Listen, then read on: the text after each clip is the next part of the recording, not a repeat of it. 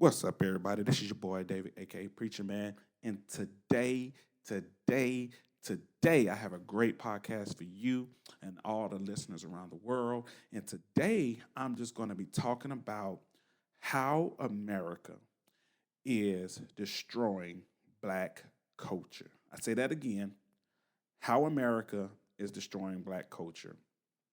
Before I get started, I want to thank all of our listeners and all of our sponsors for everything that they're doing for us and everything that they are contributing to our podcast. We want to thank our staff and everyone that has a hand in making sure that all of our podcasts are out for everyone to listen to.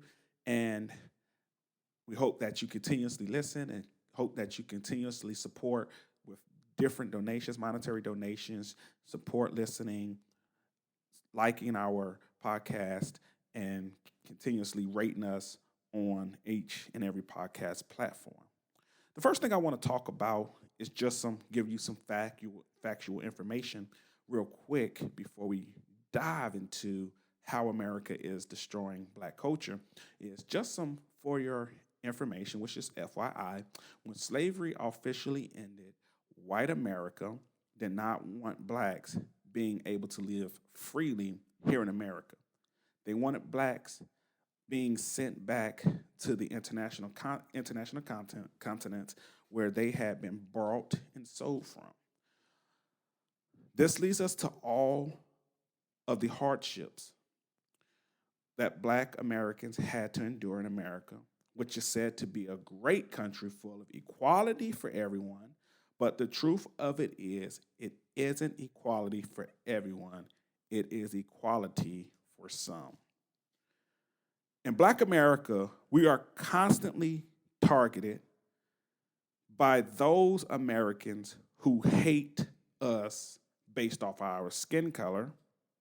They hate the fact that we as blacks are fighters, inventors, entrepreneurs, as well as overcomers.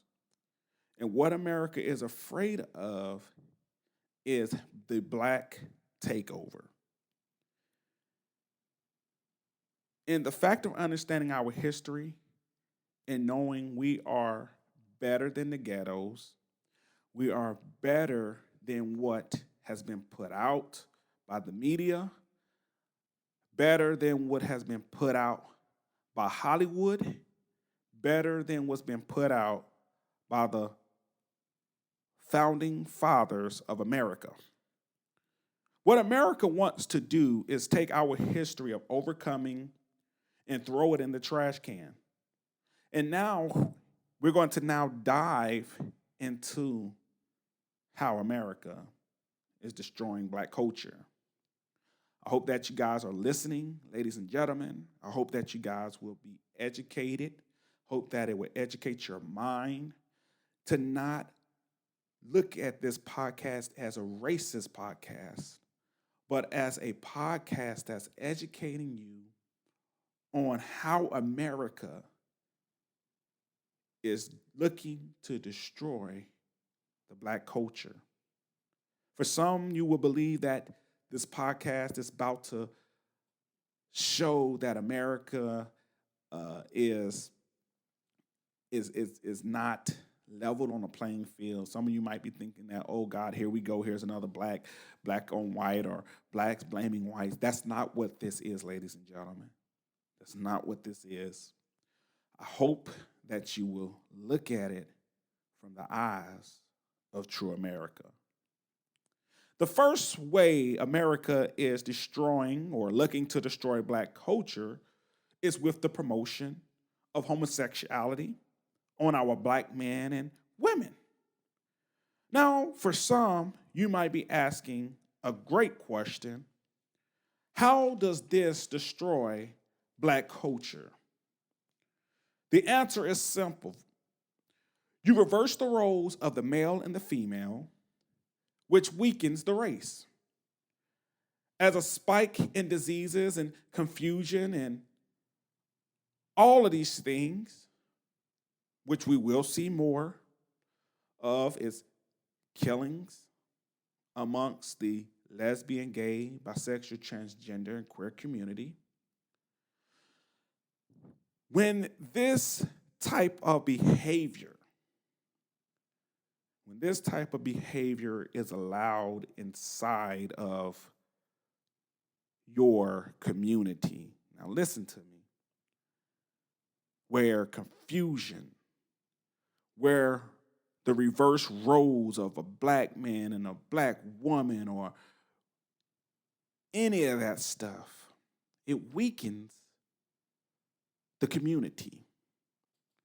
It weakens because the reverse roles is something that the Willie Lynch letters teaches slave owners on how to take the black man and the black woman and weaken the community, weaken the children, split these individuals up so that they cannot and that they will not be able to create children. Make these black individuals have to spend more money on medicine, on health care, because of one, in order to be a part of the lesbian, gay, bisexual, transgender community, one might want to change their sex from male to female and female to male. That takes money, that takes doctors, and that takes the mind. The second thing is a spike in diseases due to bacteria, HIV and AIDS, syphilis, gonorrhea, chlamydia, and many other diseases that will come up out of there. See, with black culture, they, which are Americans who have a hand in the dealings of passing laws, which are our congressional leaders, our presidents, our governors, our mayors, and all of these great people who we're taught about in history, they are not for you. They are for taking everything that you own in your money and putting it back into their pockets and into all their friends' pockets. So the solution, listen, ladies and gentlemen, with this first thing is educating the men and women in the black community. The second way is through political agendas. Each time an election comes around, blacks, now listen, are at the center of the agenda during the political campaigns. But once the political figure gets voted into office, they switch the agenda and focus more on economics for a wealthy American. Now, we've seen it. This is facts. This is facts, ladies and gentlemen. This is facts. This leads to more crimes being committed by poor blacks, more blacks being arrested and locked up because they lack the necessities. They get locked up as well due to the crimes committed. They also, listen, ladies and gentlemen, are not able to receive adequate housing, adequate jobs, adequate food, transportation, health care, nor adequate education. And how does this affect? Because no time does a political figure come in and says, hey, you know what? I'm going to campaign to help the black community. Because the black community needs help, ladies and gentlemen. Whether you believe it or not, black community needs help. So they campaign and say, hey, well, I'm going to do this for the black community. This not taken away from the white community, but this is where we're going to help because we know that there's needed help. But once they get in, they change the agenda. They don't go through with helping blacks. They go through with now putting black poor people more and more in the area of being poor.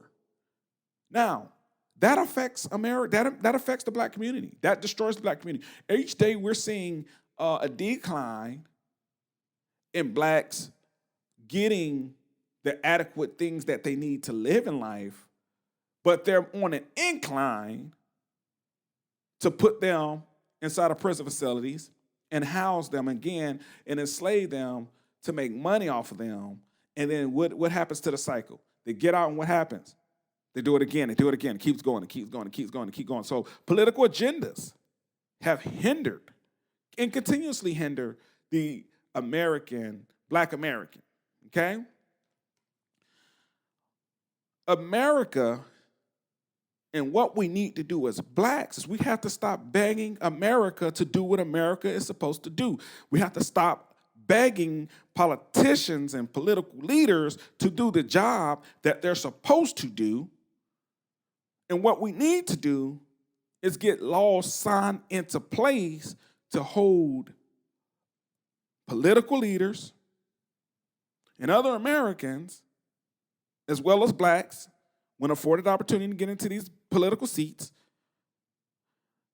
they all need to be held accountable, which in turn changes the narrative, which in turn, again, ladies and gentlemen, changes the narrative of the destruction of black culture. Follow me, stay with me, ladies and gentlemen, stay with me. This podcast is about to be very interesting. It's already interesting, but it's about to grab more and more. It's about to get more and more in depth.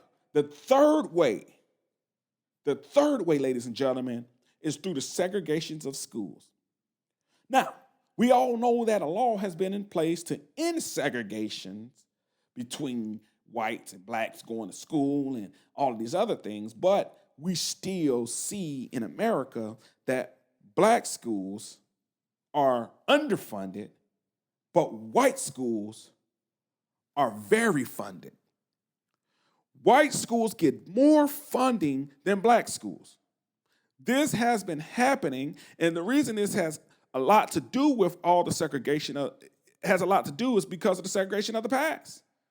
And no accountability with our state officials, nor with the black school district leaders. They want the position, but they don't want to be the voice. Again, I'll say this. They want the position, but they don't want to be the voice that says, hey, we need change in the black schools. We need textbooks. We need better equipment and technology so that our young kids and our kids and their kids can prosper in the world where segregation still exists, but it's a hidden segregation, ladies and gentlemen. It's hidden, but if you are open-minded, you will see. The solution, as you know, I educate through podcasts, so I have to bring you a solution. I can't just give you a problem like most advocates do. They advocate the same problem, but don't bring a solution. So here it is, the solution. The solution is we have to vote those people out who want the position and don't want to be the voice, and put in the leaders who want the position and who want to be the voice. We have to put them in place, period, in order to gain or see any type of changes, because America is soon and very soon to destroy the black culture. The fourth way. Listen, ladies and gentlemen, some of you are probably listening right now saying, oh God. Here's another black podcaster trying to bring down America, but that's not the case here. That's not the case here. You might be saying, well, what is the case? The case is to acknowledge the problem. The case is to acknowledge the problem, not only acknowledge it, but bring a solution to the issue at hand. See, I gotta get upset at advocates, because all they want to do is, I want to advocate for this, but they don't bring a solution. So again, through podcasts, I educate the mind, and the only way to do that is if you come to this podcast and listen with an open mind. The fourth way is marriage. America media, news, and economic agendas are promoting that black families are only able to survive by looking at other marriages and wanting what other marriages have. The first thing people want is someone else's spouse. They want someone who makes six figures. They want somebody else's spouse who can do the things that their spouse can't do, because generation after generation and after Hollywood and after, again, the Willie Lynch letters has taught these media outlets and these news outlets and Hollywood to control the black marriage. Now, if you don't know anything about the Willie Lynch letters, you're not going to have the insight and the knowledge and the fortitude to understand what this podcast is saying right here in the fourth part of it, talking about marriage. We see it all the time in the world we live in, that people want other people's spouses. Not only on TV, some of us have seen it in our own families. Yes, that's right, our own families. We see our family members sometimes having kids with other people who are married, or they're in a marital relationship with someone else. And we see those family members who dive in to mess up a home, putting kids and bringing kids into the world who don't need to be in the middle of two people's relationship because of selfishness. We also see that in order for your marriage and for you to make it in your marriage, you must have six figures. That's what TV shows. That's what the media shows. But the reality is you don't need all of that. If you open your mind and expand your horizon, you can go to your library. You can go to your library. You can find books. You can find marriage counselors and therapists who will tell you the truth about marriage. That marriage is not what you see on TV, nor is it what you see in the fantasy cartoons of which we've seen coming up. Marriage is not always going to be fun, and it's not always going to be easy, and you're not always going to get along, and you're not always going to agree on everything. But for some reason, TV has made marriage, we all have to agree on the same thing. We won't have problems. And guess what? And it is okay to be with other people who are in a married relationship. Marriage is not always fun when bills are in the picture. Marriage is something you and your spouse must work on 24/7, 365 days in a year.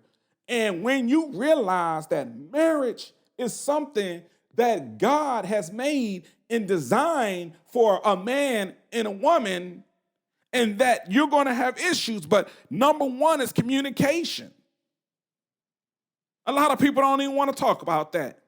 You look at married people today, they won't tell you a single soul about communication, but they'll tell you how to sleep with someone else's spouse, how to have kids with a married person, how to do this and how to do the bad things that will cost you in the end. But they won't tell you that in order for you and your significant other to be successful in marriage is you have to communicate and stop looking at what TV promotes. Black people, listen to me, and I know it's going to be other ethnicities listening, other people listening to this, and this can go for anybody. But you have to work on your marriage 24/7, 365 days. The only way to work on something is if you have to talk about it. Again, that's a solution. Work on your marriage 24/7, 365 days in a year, and communicate on it. And make the necessary adjustments between you and your significant other, not going out and finding somebody else to do something that's going to anyway be a temporary fix to a problem that's not even permanent in your life. See, marriage is between you and that individual, but what people fail to realize is that you have made a commitment before Almighty God that you two will stay united in all of the vows that you have done. The importance on marriage is not just the coming together, but it is to be committed to what you and what your spouse have committed before God. Now, if you made the wrong decisions in your marriage, maybe you have went out and you found someone else and you have decided that, hey, I'm listening to this podcast and I want to change my life. I want to figure this thing out. I didn't hear this before. Now that I know, I need to go ahead and make some things right. Then that's what you do. You make those wrongs right. And sometimes it's going to cost you when you make the wrongs right. Because now that someone knows that you went out on them, their trust is lost now. There's hurt, there's pain. But can we work 24/7, 365 days on our marriage? Stop looking at television for guidance on marriage. The fifth thing, and I'm about to get to this one. Because we all listen to music. We all dabble with listening to music and having a great artist and looking at music videos and seeing some things. But music has always been a part of Black culture. Music has always been an uplifting and a way for Blacks to express themselves. With music, they would legit be able to have a way out. Use music as a voice to tell the world what is going on around them, how they're feeling, what they're thinking. When we go back to slavery, slaves would sing to express their feelings, such as joy, pain, sorrow, inspiration, and hope, and many other things they would use music for. The songs would be passed down to people of different generations, which some was a part of their religion. Some of the songs that they sung was a part of their religion, which would eventually become known as the Negro spirituals.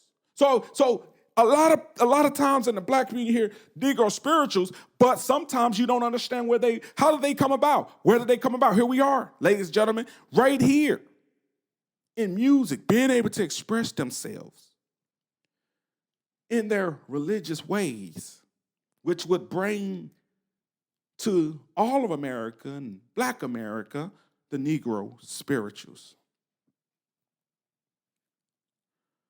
When we look at music today, though, there has been a transformation, okay? There has been some shifting.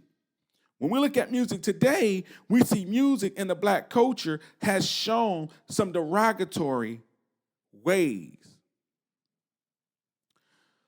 in how we talk about our Black sisters, as well as how we talk about and glorify the killings of our Black brothers. As you look into the Willie Lynch letters, you will see how they take the human minds and corrupt it. You will also see that the Willie Lynch letters is playing a significant role, a major role inside of Black culture because of its effect that it's having today here in the 21st century.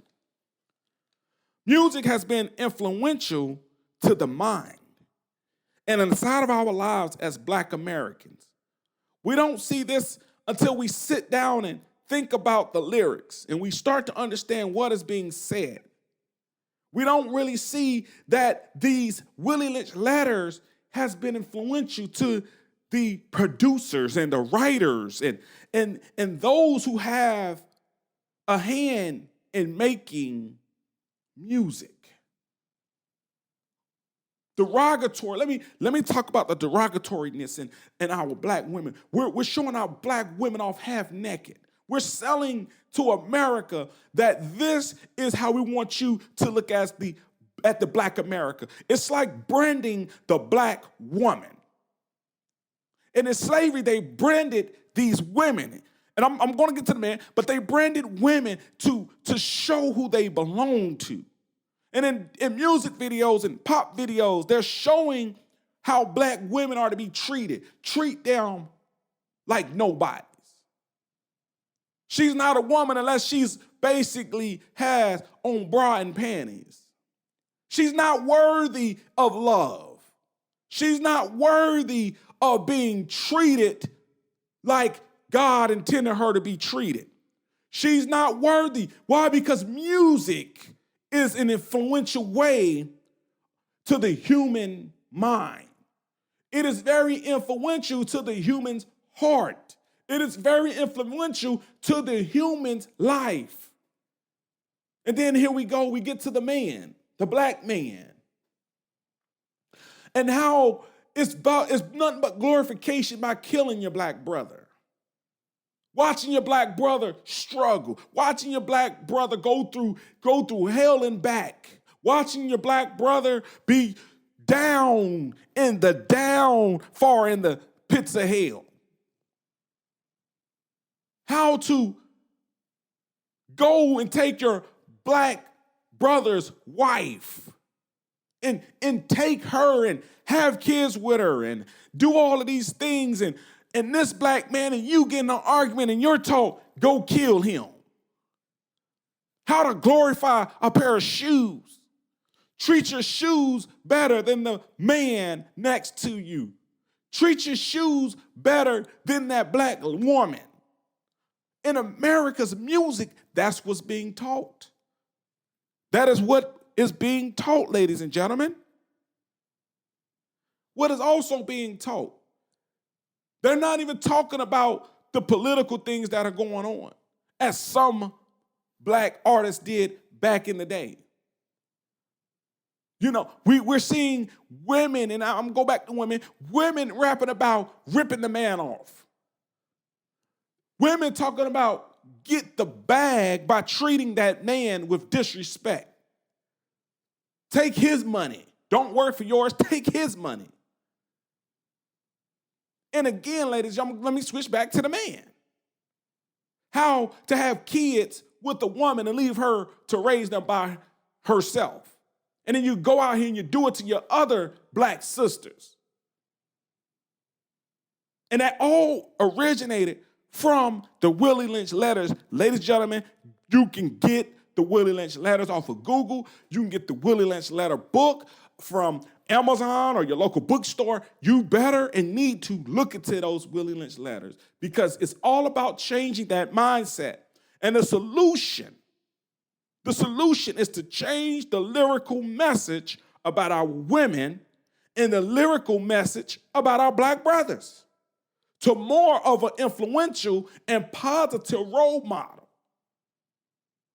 If you talk and rap about being the next doctor, the next lawyer, the next college graduate, it's going to influence the mind of those who don't see a way out.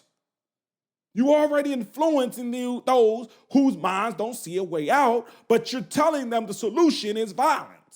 The solution is to get on stage and dress in inappropriate clothing because you want to sell CDs and you want to sell music. Well, if I'm going to sell music, doggone, and I'm a black individual, I better go back to the roots of music. That's what a lot of people don't know. They don't have the laws of real blacks who made music. Don't have the understanding of music. All they have an understanding of is being uneducated. But if you go back and you trace the music lineage of the black man and the black woman, doggone it, you'll find some great things of black woman, black men, black heritage, doggone it, and you will change your lyrics. The next way had me really, really stirred up. See, I'm stirred up now. I'm stirred up, y'all. Stirred up. But here it is anyway. The next way is through media and news. We see in the media, and in the news, well, first let's get to the media. Let's talk about the media. The first thing we see in the media there is portraying blacks as poor, uneducated, drug-addicted people. This is because the media has continued to be influential in the lives of all Americans. And as we know, what America puts out is taken as truth. Because of what? The lack of knowledge people have that believe directly in the media. Moving on to the news. The news continues to show blacks as homeless, full of being dangerous, killers, people who will murder, who will steal, who will terrorize you, your communities, and anyone else. And that blacks have no care for society. This has been put out and has been a part of our news for many years. And the only way, here's the solution, the only way to rid this type of behavior is to call up our local news outlets and let them know, stop putting us in the news as just murderers and killers. Stop putting us in the news as terrorists in our own neighborhoods and in your neighborhoods, and that we can't go to the store, because in white America, it is happening as well. Now, again, I'm not here to segregate black and white. I'm here to just give you some knowledge. I'm here to give you some knowledge on how America is on the verge of destroying black culture. And if you're just now tuning in, we're talking about black culture today on FrazierChronicles podcast. Again, I'm your host, David, a.k.a. preacherman. And my job is to do what, ladies and gentlemen? It is to educate you through what? Podcasts. Awesome. Now, we want to talk about something else. We want to talk about something that really needs to be addressed.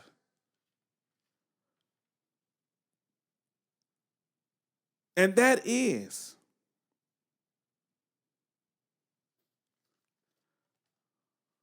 human trafficking.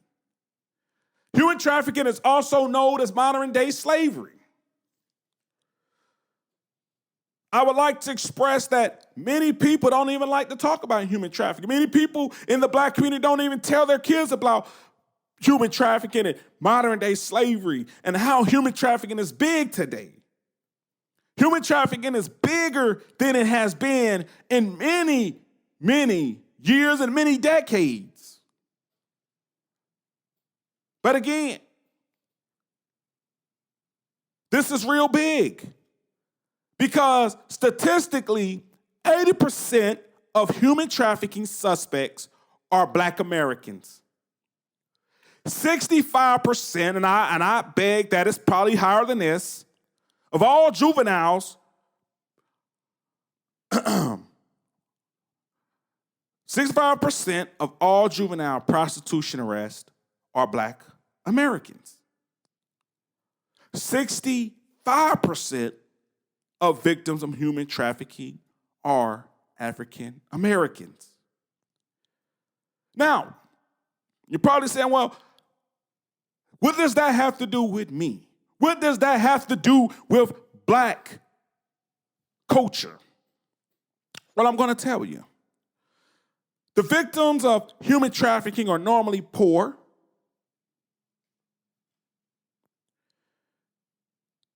They also have substance abuse problems and are said to have learning disabilities. What we do know is that they have a non-existing support system. They also have some history of exploitation. Okay? A lot of times the demand for African Americans for sexual exploitation is higher than that of other races, and the penalties, which means the crimes that these people commit, which are the traffickers, are not high enough. The penalties associated with trafficking African Americans are not severe enough. That means that basically it's a slap on the wrist, and I say this because if you look again at slavery, and everything goes back to slavery, everything goes back to the Whittle Lynch letters, is black people. Now listen, black people in America are not people. They're not treated as people. They're not treated equally. They're treated as a number. Again, this whole podcast goes together. They're not treated as humans. So again, the punishment, the laws are not strict enough for those traffickers. And I'm going to tell you later on, you'll see later on what I mean by it's more stricter on the individual who's enslaved. You will see. A research was done where traffickers were interviewed. Traffickers were interviewed for a recent Urban Institute study. And the trafficker said they believed that they traffic a white woman, it would make more money. Now listen to this now. But if they trafficked a black woman, it would lend them less time in jail. Why? Again, because blacks are not treated as human, but whites are. They said they would lend them less time in jail if they're caught. Now, since you're still here listening, there are some cases. Now, listen now. There are some cases to look at. And the first case I want people to look at, if you can, is Centoya Brown versus the state of Tennessee. Sarah Kuzan versus the state of California. Crystal Kaiser versus the state of Wisconsin. Crystal Kuzar versus the state of Wisconsin. Barbara Hernandez versus the state of Michigan. Alex Martin versus the state of Ohio. Mark Barrios versus the state of Florida. Michelle Benjamin versus the state of Louisiana. Patrice Smith versus the state of New York. Most, if not all, of these juveniles are, instead of the court taking the side of the juveniles and understanding the juvenile's position, that they were basically forced against their will with a human or a grown adult who has imprisoned this child. They don't take their side, the juvenile side.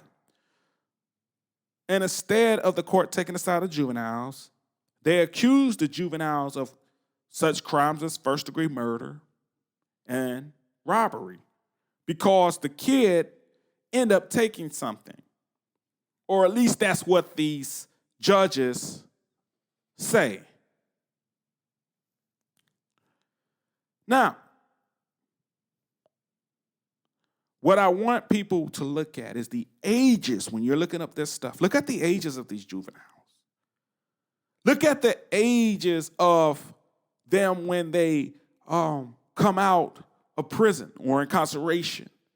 Because most of these kids on this list, some have already been, their case has been heard again back in court. And the ruling has found them to be able to get out of prison. Some have been out, some are still in, and some are still facing life. But all of these young folks at one point was given a life sentence. Some are still on life sentence, meaning no, they will never get out because they are on a life sentence, no parole. And if you look at some of their pimps and some of their human traffickers and enslavers who enslave them, some have a criminal record and a history of doing people wrong.